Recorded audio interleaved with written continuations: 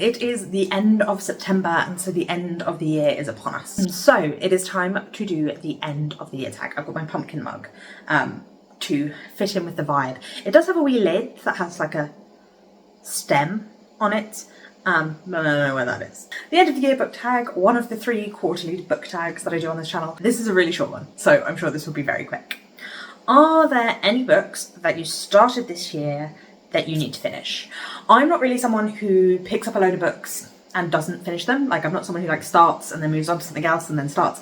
I'm often reading multiple books at once, but I tend to finish most of the books that I start. I'm actually really bad at not finishing books, which has me finishing books I probably shouldn't have and being quite grumpy about it.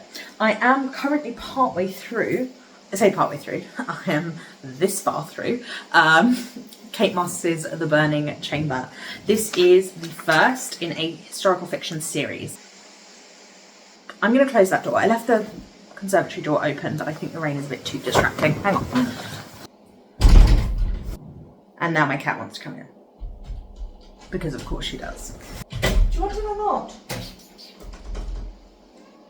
Come in then. The door's open. Right, now I have to close it behind you, okay? Okay, so this is a, I think there are only 2 of the series out, but I think it is more than a duology. I may be wrong. This one was published in 2018. So who knows? Not me, because I don't do any research. But this is set in Carcassonne in the 16th century, during the time of the Huguenots.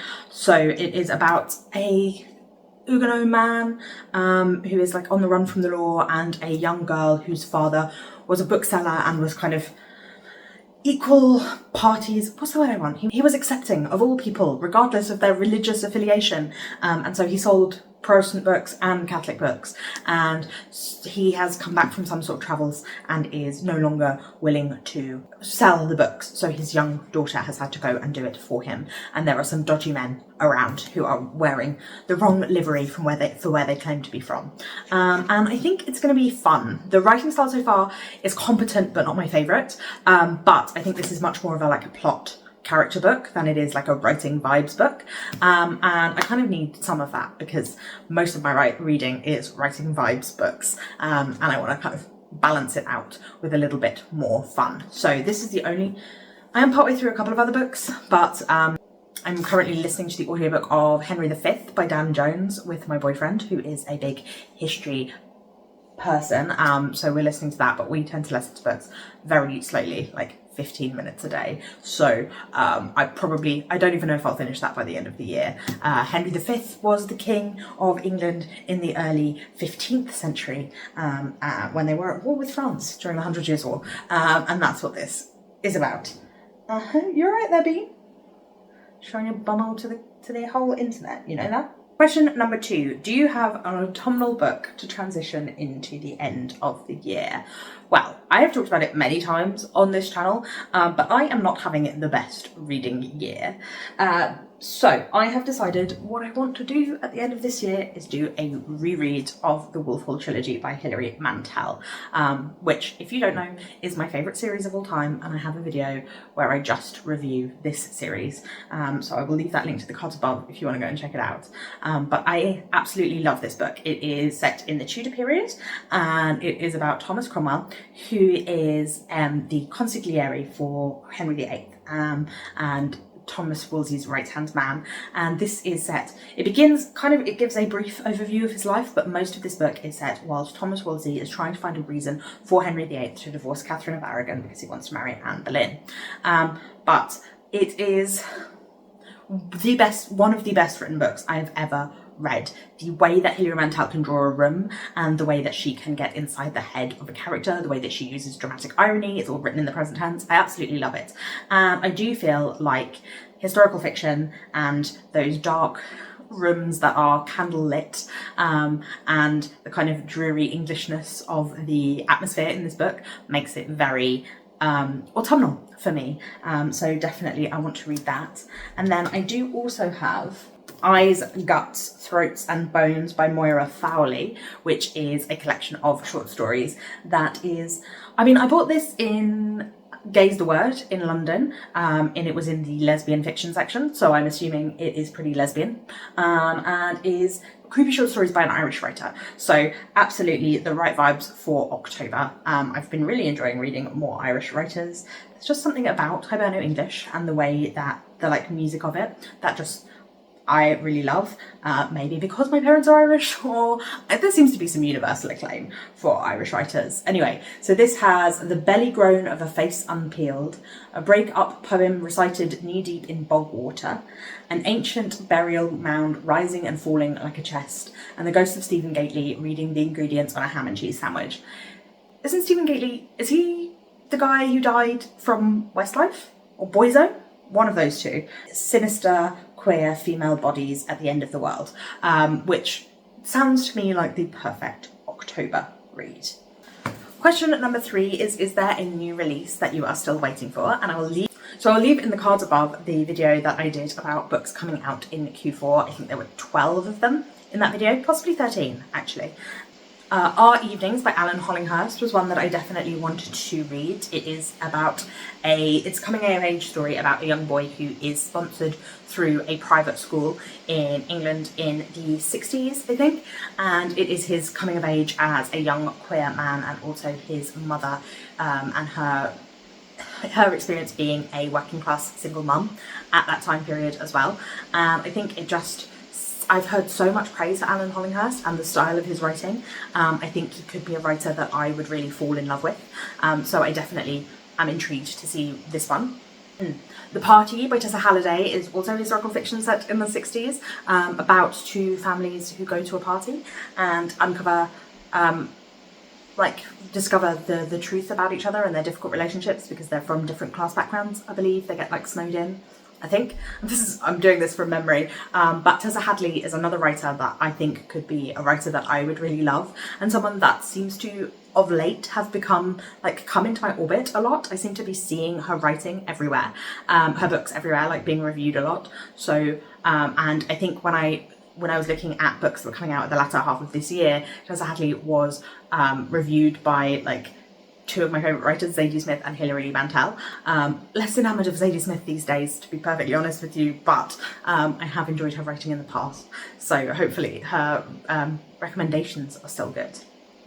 Seasons of the Swamp by Yuri Herrera, which is about, again, historical fiction, this time set in the middle of the 19th century in New Orleans, when a young man who is indigenous Mexican comes to New Orleans, and it's kind of magical realism, and he is the man who will become Mexico's first indigenous president, and it is, I think, like bizarre, otherworldly historical fiction, which sounds like so much fun, and like it'll be such a romp, so definitely one I want to read this year, hopefully at some point. Hopefully I will read it at some point.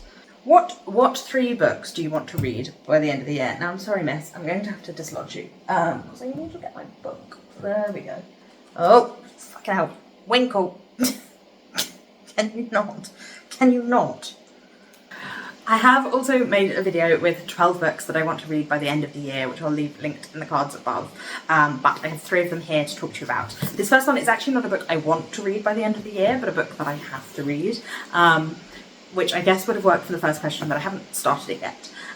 So this is the Book of the Beginning. This is the Book of Beginnings by Sally Page, which is entirely outside of my comfort zone, but it is my book club pick. So it's called Chapter 25. It's this book club around the UK, where they have book clubs in different towns, and I joined it to meet some people around who want to talk about books, which is great, but the book selection is not great, or at least not to my taste.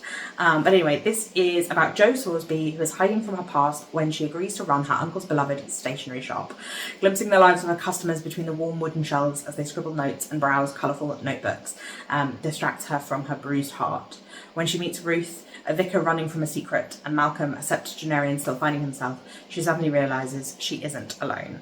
So this is definitely women's fiction, and I have issues with books about books that are like that twee. And this is about stationery rather than books, but I don't know. I feel like it's going to be a little saccharine for my taste, but I will give it a go. I have to then bash it in a pub later on.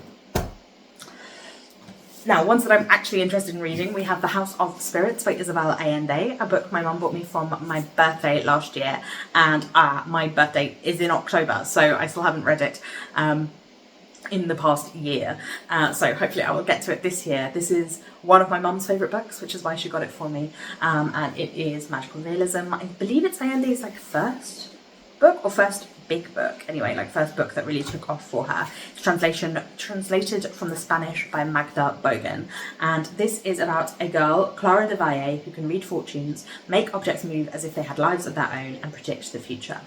Following the mysterious death of her sister, Rosa the Beautiful, Clara is mute for 9 years.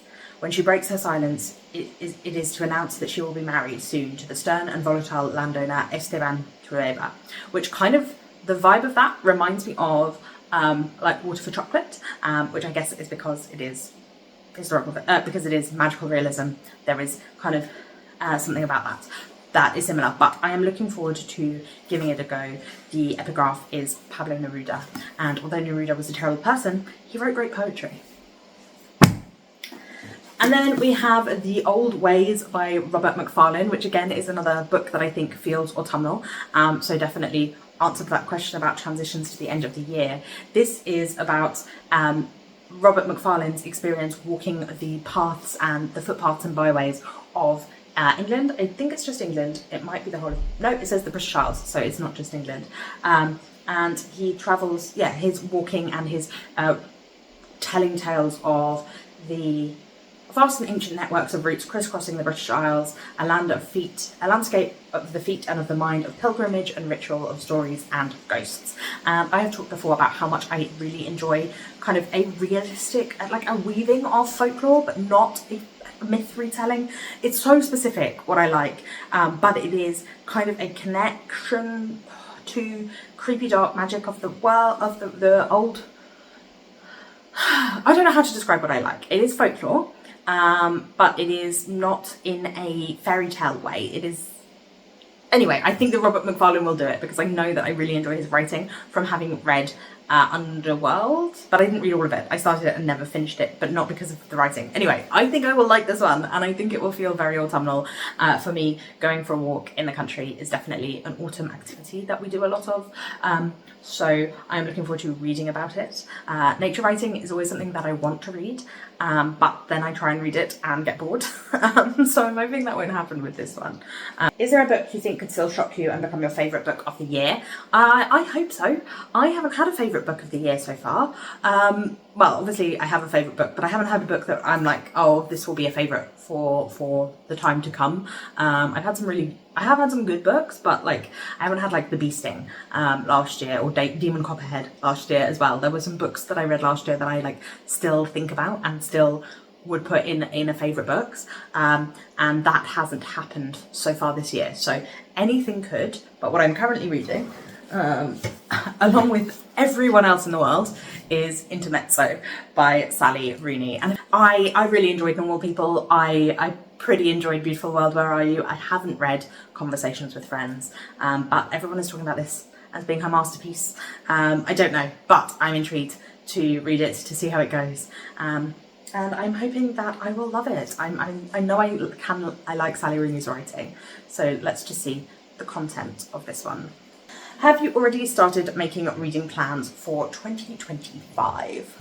I'm checking because I think I've started making video plans, and I can't remember if any of those video plans are reading video plans or just me talking about the fact that come January I will have been doing this for 5 years, and so I will have things to talk about related to that. No, it doesn't look like I've started planning any reading vlogs or anything where I will have things I want to read, and I haven't really started looking at what books are coming out next year. I think the only one that I know that is coming out in spring is Silverborn, which is the 4th book in the Nevermore series, which is my favourite middle grade series, the only middle grade books that I read, but I really, really enjoy them. They're about a girl called Morrigan Crow who gets whisked away to a world on her 11th birthday because she was cursed and everyone thought she was going to die, but instead she gets whisked away to this magical world and discovers something about herself, and there is this secret society, almost not quite secret. The society itself is not secret, but what they do is, and there's a lot of magic and wonder, and it's really, really enjoyable. So that's coming out in spring next year, so I'm going to be reading that.